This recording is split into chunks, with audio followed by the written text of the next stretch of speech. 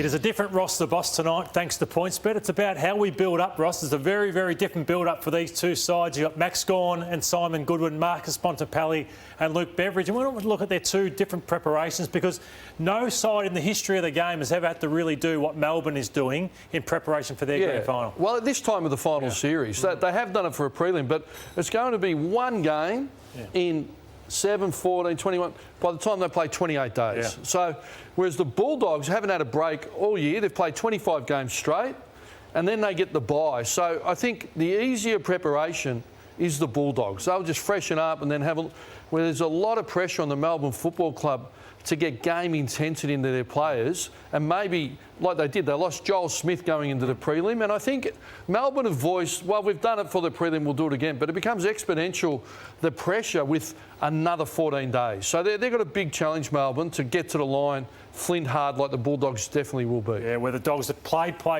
get the perfect break at the right time. They haven't had a break all season. Now they get it going into a grand final. But here's what Leigh Matthews had to say on Sports Day on 3AW on Tuesday night.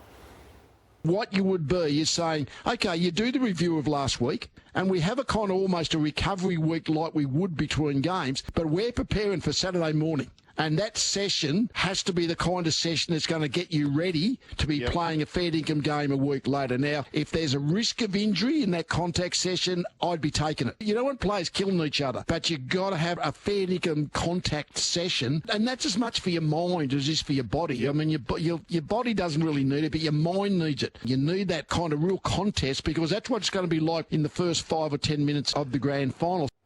And Leigh's absolutely spot on, but the real challenge is the psychological challenge of players that have booked a spot in the 22, and there'll be someone on the shoulder going, well, I'm not going to risk doing a hamstring. So subconsciously they'll hold back, and that's the real challenge, to get their maximum effort out, because as Leigh said, when that ball bounces to grand final day, the Bulldogs will be ferocious. You talk about Darren Burgess sometimes a lot through the year, and that's why these guys are paid a lot of money. Would he be demanding a certain amount of kilometres, certain amount of, you have what level you can get to? Yeah, they'll be looking about match sim. Yeah, a game it's probably minimum 12 up to maximum 18 across the. They'll look for a 10k session, match sim, but with high intensity. So what we talk about is the density of work. So that 10k will be done in a brief period of time, so overload the players, because you don't want them out there for 2 hours, but they'll really load them up in that session, and then that will allow them to get into recovery mode and then go again for the grand final. Where the VFL players will be important too in the match play. They've met twice this year, the two clubs, and it was one win apiece, and